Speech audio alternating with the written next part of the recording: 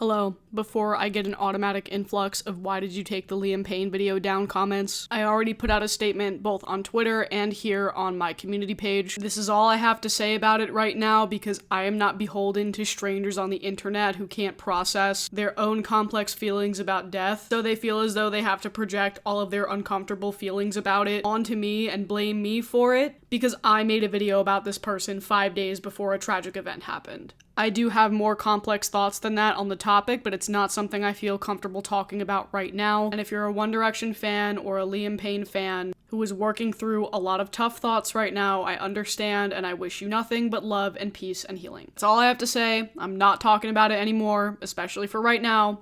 Please respect my peace. Thank you.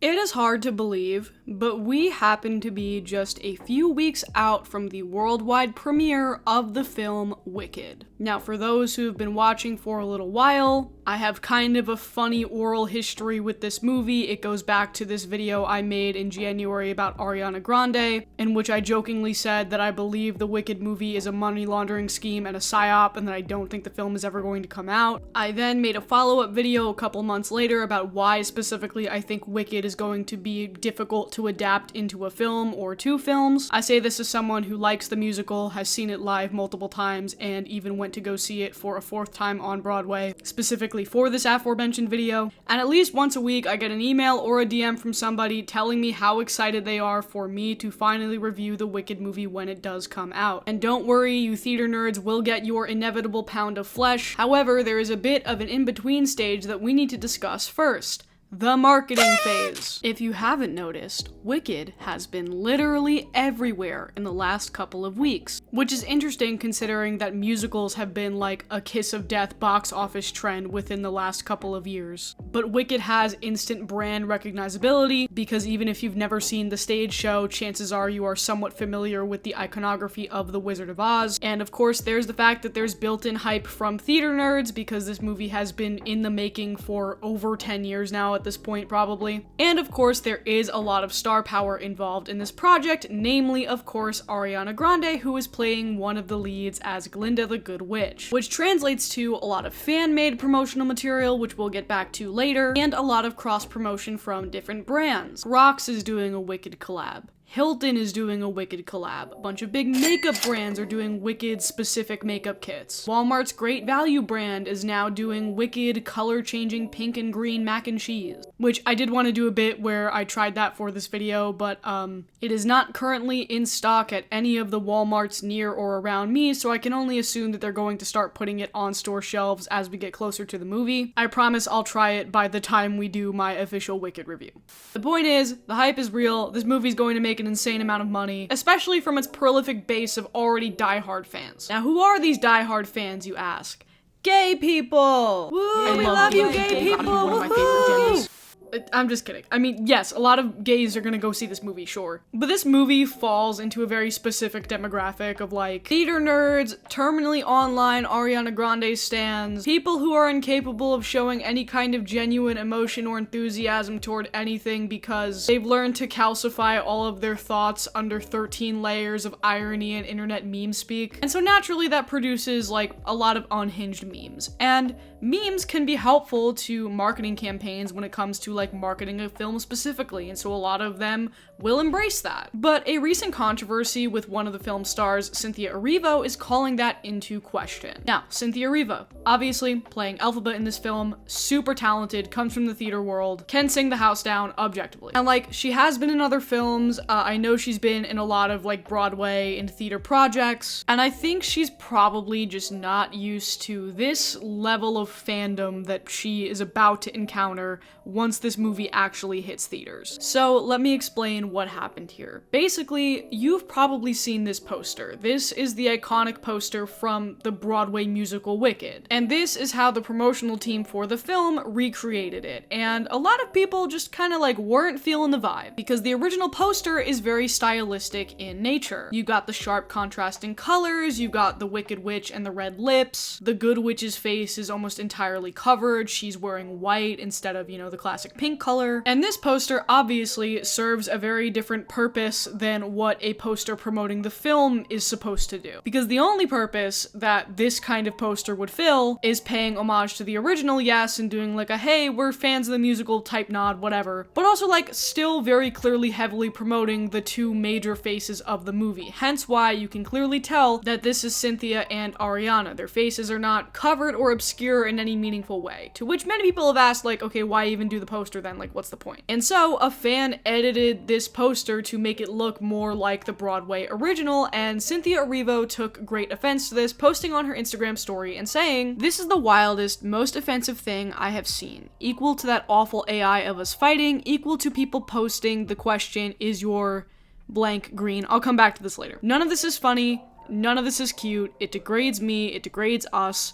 The original poster is an illustration. I am a real life human being who chose to look right down the barrel of the camera to you, the viewer, because without words, we communicate with our eyes. Our poster is an homage, not an imitation. To edit my face and hide my eyes is to erase me, and that is just deeply hurtful. Alright, I'm gonna get back to the other stuff that she mentioned in this post in a second, but okay, let's talk about the poster, because I want to come at this from like an empathetic perspective. The context here is that when this casting was first announced, there were quite a few people that weren't happy that Elphaba was going to be played by a black woman, which is dumb, because she is green. There were also people saying that she is too old to play Elphaba because she is 37. Meanwhile, Ariana Grande is 31. They are both technically, if you want to get technical about it, not the same age as the characters in the show.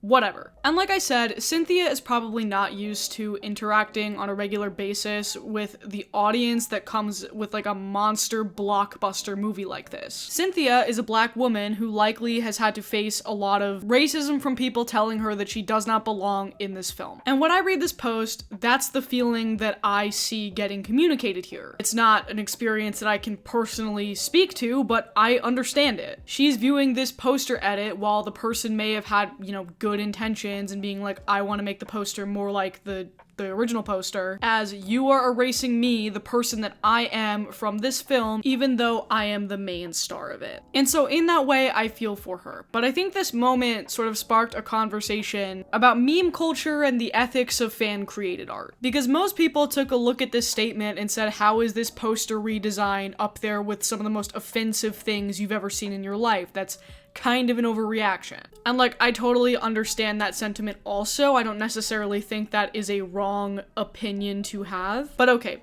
in full context, let's look at the other things that she mentioned in this post. Alright, so when she's talking about the AI of us fighting, she's referring to this AI generated video, once again based on the poster, of Cynthia and Ariana throwing hands or whatever. And I can't find the original, but this video and like other similar memes went viral with the original caption, "Is your pussy green?" That's what she's talking about, like in the post where she censors that. That's what the meme was. Now, I might be a little biased here, because I don't like AI.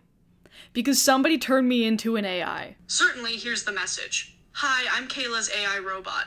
Isn't this weird? Listen, now don't send hate to that guy or whatever. I can only assume that his intentions are innocent for the sake of my own sanity. But like, truly, I am not even famous, and I am creeped out by the idea of my own autonomy being called into question by like the artificial intelligence age. So I can only imagine the kind of shit that actual famous people probably have to deal with in this arena. And I've seen people be so quick to cut Cynthia down for mentioning this meme of like her and Ariana fighting in this AI image, because some people find it to be lighthearted and funny. Hell, when I was scrolling, it's probably something that I found funny at first. And obviously, fan art and recreations have been around since like the dawn of time, but with the AI stuff specifically, I tend to wonder if this is going to become like a more normalized expectation of being famous. The same way that back in the day, really vicious tabloid articles were a norm that celebrities were routinely expected to deal with. And in the grand scheme of things, this poster edit is pretty harmless. It's not like it's, deepfake porn or something crazy like that. But with technology getting more advanced, Cynthia can't necessarily control the kind of art that they're making and producing about her, but she can control how she chooses to respond to it, and this is how she chose to respond, and most people think that she responded poorly. And maybe this is situational, Like, a lot of people are offended that Cynthia is so offended by this, because whether she's comfortable with it or not, it is good marketing for the billion-dollar blockbuster film that she's about to be in. But I also just keep coming back to this idea in my head of, like, your fans setting your boundaries for you, and whether or not that sets a tougher precedent down the line, especially as AI technology that can,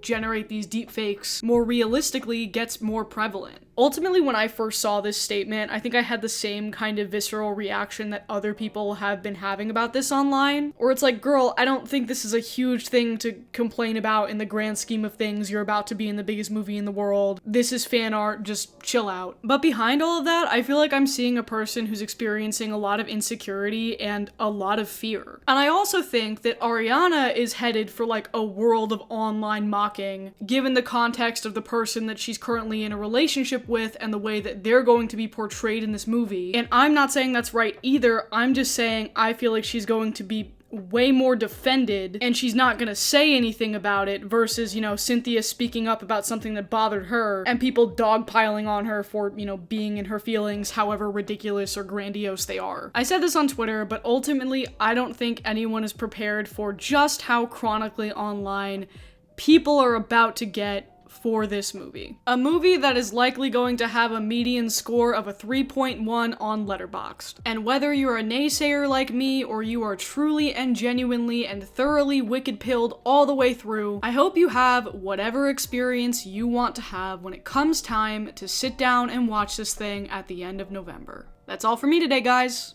and I'll see you next time.